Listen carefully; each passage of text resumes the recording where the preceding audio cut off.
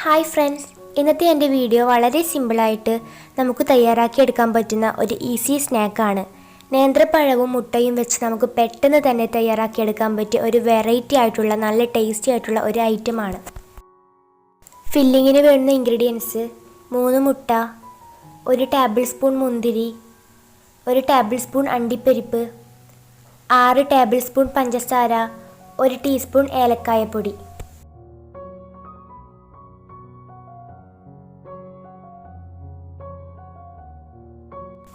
മുട്ടയിലേക്ക് ഏലക്കായപ്പൊടി ഇടുക, ആവശ്യത്തിന് പഞ്ചസാര ഇടുക,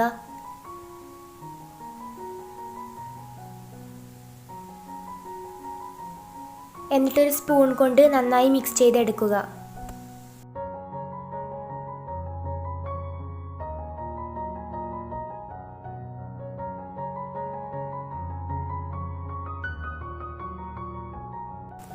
ഒരു പാൻ വെച്ച് ചൂടാക്കിയെടുക്കാം. അതിലേക്ക് 2 ടേബിൾ സ്പൂൺ ഗീ ഒഴിക്കുക. നെയ്യൊന്ന് ചൂടായി വരുമ്പോൾ ഇതിലേക്ക് കുറച്ച് അണ്ടിപ്പരിപ്പും മുന്തിരിയും ഇട്ട് കൊടുക്കുക. നെയ്യിൽ ഈ ഫില്ലിങ് തയ്യാറാക്കിയെടുക്കുമ്പോഴാണ് നല്ല മണം കിട്ടുക.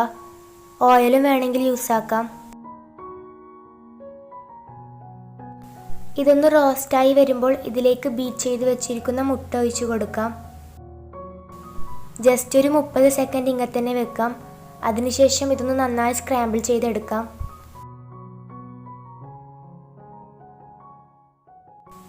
ഇത് അത്യാവശ്യം ഒന്ന് ഡ്രൈ ആയി വരുന്നത് വരെ നമുക്ക് ഇളക്കി കൊടുക്കാം. ഫ്ലെയിമർ മീഡിയത്തിൽ വെച്ചാൽ മതി. പെട്ടെന്ന് തന്നെ ചെയ്ത് കിട്ടും, കുറേ സമയമൊന്നും പിടിക്കില്ല. ഇതിലേക്ക് വേണമെങ്കിൽ നിങ്ങൾക്ക് തേങ്ങയുടെ ഫില്ലിങ്ങും തയ്യാറാക്കി എടുക്കാവുന്നതാണ്. ഞാനിപ്പോൾ മുട്ടയുടെ സിമ്പിളായിട്ടുള്ളൊരു ഫില്ലിങ്ങാണ് തയ്യാറാക്കിയെടുക്കുന്നത്. അപ്പോൾ നമ്മളെ ഫില്ലിങ്ങും തയ്യാറായിട്ടുണ്ട്. ഞാനിവിടെ 4 നേന്ത്രപ്പഴം എടുത്തിട്ടുണ്ട്. ഇതുപോലെ നല്ല പഴുത്ത നേന്ത്രപ്പഴം എടുക്കുമ്പോൾ ടേസ്റ്റായി കിട്ടും. ആദ്യം തന്നെ ഇതിൻ്റെ തൊലിയൊക്കെ കളഞ്ഞതിന് ശേഷം ഇത് രണ്ടായിട്ടൊന്ന് കട്ട് ചെയ്തെടുക്കാം.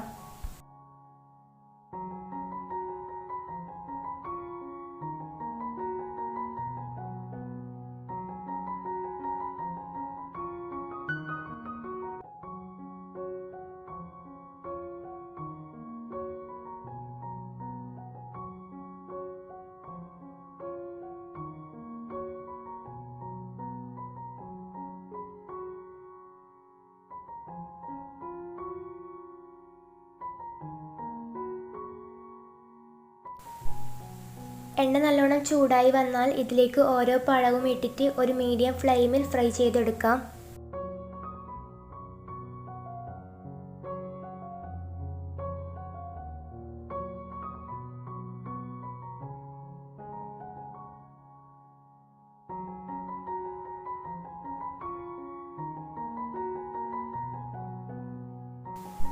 ബ്രൗൺ കളർ ആവുന്നത് വരെ ഫ്രൈ ചെയ്തെടുക്കണം.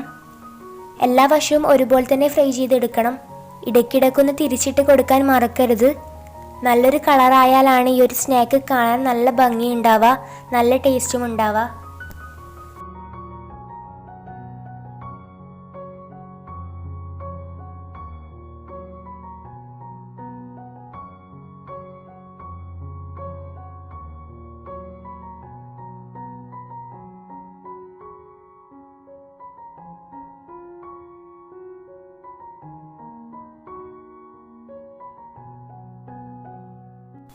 ഇതിപ്പോൾ ഫ്രൈ ആയിട്ടുണ്ട്. നമുക്കിത് എണ്ണയിൽ നിന്ന് എടുത്തു മാറ്റാം. ഇതുപോലെ ബാക്കിയുള്ളതും ഫ്രൈ ചെയ്തെടുക്കാം.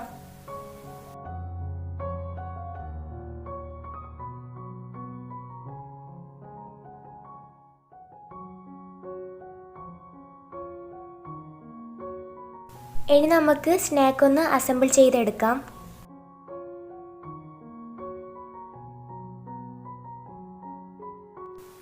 പഴം തണുത്തു കഴിഞ്ഞാൽ ഇതുപോലെ ഒന്ന് സ്ലിറ്റിട്ട് കൊടുക്കണം. ഇതിലേക്ക് നമ്മൾ ഫില്ലിങ് നിറച്ച് കൊടുക്കുകയാണ് ചെയ്യുന്നത്. അടിഭാഗം വരെ എത്തുന്ന രീതിയിൽ ഇട്ട് കൊടുക്കാൻ പാടില്ല. ജസ്റ്റ് ഇതുപോലെ കത്തി കൊണ്ട് ചെറുതായിട്ടൊന്ന് വരച്ച് കൊടുത്താൽ മതി.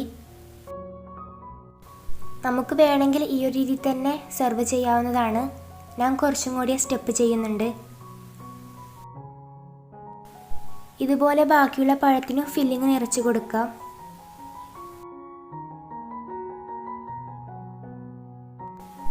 ഇതിൻ്റെ ലാസ്റ്റ് സ്റ്റെപ്പിന് വേണ്ടി ഡെസിക്കേറ്റഡ് കോക്കനട്ട് എടുത്തിട്ടുണ്ട്. ഇതിലേക്ക് നമ്മളൊന്ന് റോൾ ചെയ്ത് കൊടുക്കുകയാണ് ചെയ്യുന്നത്.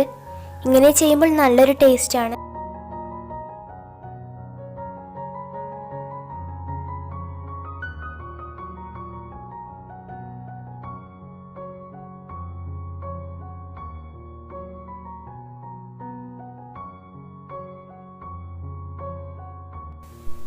നമ്മളെ തേങ്ങയും മുട്ടയും പഴവും ഒക്കെ മിക്സ് ആയിട്ടുള്ളൊരു ടേസ്റ്റ് നല്ലൊരു സൂപ്പർ ടേസ്റ്റാണ്. നല്ലൊരു ഈസി ആയിട്ടുള്ള നല്ലൊരു ടേസ്റ്റി ആയിട്ടുള്ള റെസിപ്പി തന്നെയാണ്. നിങ്ങൾക്ക് എല്ലാവർക്കും ഇഷ്ടമാവുമെന്ന് കരുതുന്നു. Thank you.